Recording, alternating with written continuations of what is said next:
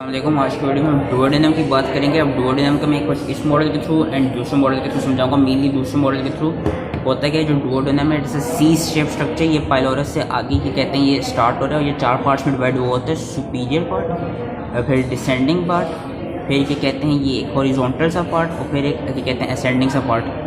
होता क्या कि जो सुपीरियर पार्ट है ना, मैं बेसिकली इस मॉडल के थ्रू जो मैंने चीज़ दिखानी थी वो दिखानी थी कि जो डुओडेनम है वो मोस्टली रेट्रोपेरिटोनियल ऑर्गन है। डुओडेनम की कोई मेजेंट्री नहीं होती, लेकिन जो सुपीरियर पार्ट है, सुपीरियर का कुछ अबाउट 2 सेंटीमीटर जो पार्ट है, जो सुपीरियर पार्ट है वो अराउंड 5 सेंटीमीटर का होता है। सुपीरियर पार्ट का सिर्फ जो 2 सेंटीमीटर पार्ट है, जो पहला पार्ट है डुओडेनम का, वो सिर्फ ये कहते हैं इंट्रा पेरिटोनियल होते हैं। क्यों? क्योंकि हम देख सकते हैं कि वो पेरिटोनियल की कवरिंग, उसको विस्टल पेरिटोनियल की कवरिंग जो है उसको सराउंड कर रही होती है। तो बस याद रखना है कि जो सुपीरियर पार्ट के जो शुरू के 2 सेंटीमीटर हैं डुओडेनम के फर्स्ट पार्ट के, दोज आर इंट्रा पेरिटोनियल। वैसे जो डुओडेनम है, क्योंकि उसकी कोई मेजेंट्री होती है, जो duodenum itself is a retroperitoneal organ, और इसका फर्स्ट पार्ट है, फिर नीचे descending part, then horizontal part, और फिर इसमें असेंडिंग पार्ट इसे दिखाया हुआ नहीं, वो दूसरे मॉडल में दिखाया हुआ है, तो दूसरे मॉडल के थ्रू करते हैं। अब होता है कि मैंने कहा डुओडेनम आपके 4 पार्ट्स में डिवाइड हुआ है and it is a C shape structure, ये उन्होंने दिखाया हुआ है। ठीक है, ये है डुओडेनम का ये कहते हैं ये डुओडेनम का फर्स्ट पार्ट ऑलमोस्ट जो ये है।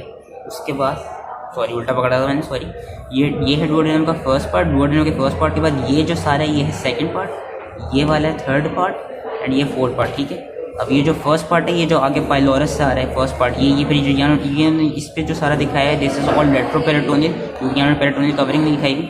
अब फर्स्ट पार्ट का ये याद रखने की, जो फर्स्ट पार्ट है ये लाई कर रहा होता है L1 के लेवल पे। L1 के बाद ये जो फिर सारा डिसेंडिंग पार्ट है, जो सेकंड पार्ट का लाया जाता है, ये लाई कर रहा होता है L1 से L3 के लेवल पे।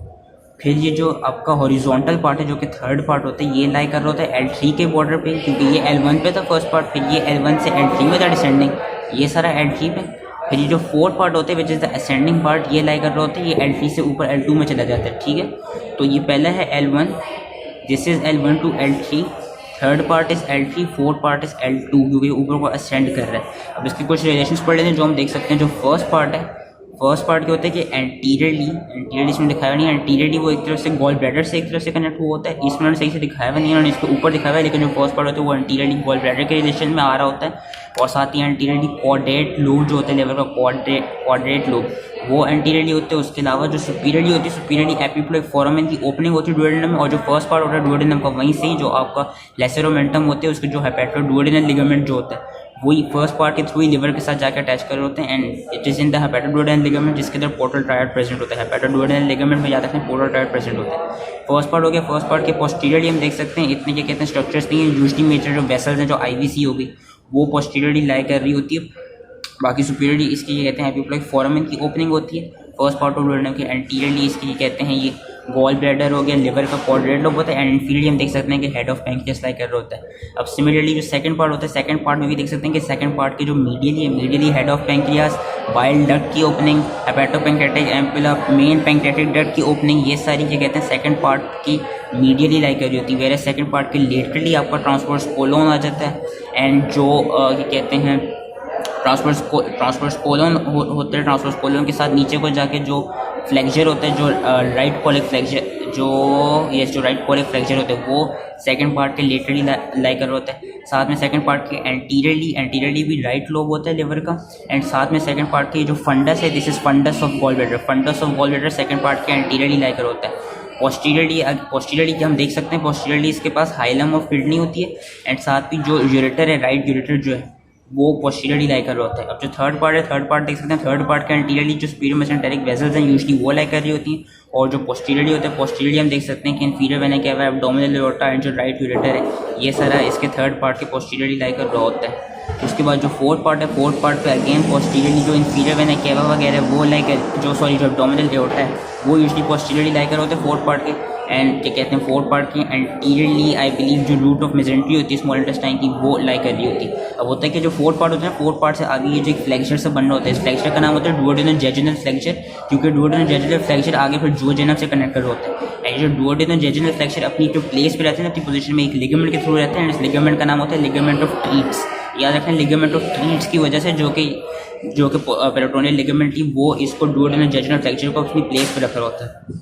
अब होता है क्या कि जो डुओडेनम इसकी जो ब्लड सप्लाई है, इसकी आपको एम्ब्रियोनिक डेवलपमेंट का बताना चाहिए कि ये जो जिधर से बाइल डक्ट ओपन कर रहा है, इससे ऊपर ऑलमोस्ट जितना पार्ट है ना वो है सारा फोर गट का डेरिवेटिव, और जिससे नीचे वाला सारा पार्ट है वो है यूजली मिड गट का डेरिवेटिव। इसीलिए जो डुओडेनम की सप्लाई है वो दो मेन आर्टरीज आती है, तो सुपीरियर मेसेंटेरिक वेसल्स आती हैं एंड सीलियक आर्टरीज आती है। सीलियक आर्टरी की जो गैस्ट्रोडुओडेनल आर्टरी वो देती है आर्टरीज टू डुओडेनम।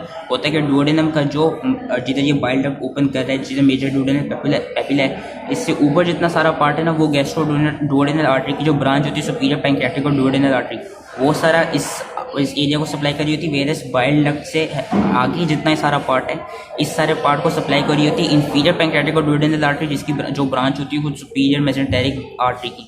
ठीक है, फिर से बताता हूँ, जो बाइल डक्ट से नीचे जितना आगे सारा पार्ट है वो it is supplied by inferior pancreatic और duodenal artery which is a branch of superior mesenteric artery, and जो ऊपर वाला पार्ट है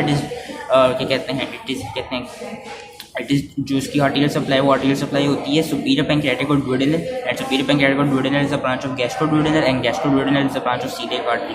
ये आर्टिरियल सप्लाई इसी नाम की वीनस सप्लाई होती है। जो लिम्फेटिक्स होती है, लिम्फेटिक्स की एंटीरियर और पोस्टीरियर होते हैं। जो पोस्टीरियर लिम्फेटिक्स है ना वो ड्रेन कर रही होती है सुपीरियर मेसेंटेरिक लिम्फ नोड्स में, जो एंटीरियर लिम्फेटिक्स हैं वो ड्रेन कर रही होती हैं आपका पैंक्रियाटिक और duodenal and pyloric lymph nodes में, एंड फिर वहाँ से वो ड्रेन करती हैं सीलियक लिम्फ नोड्स में।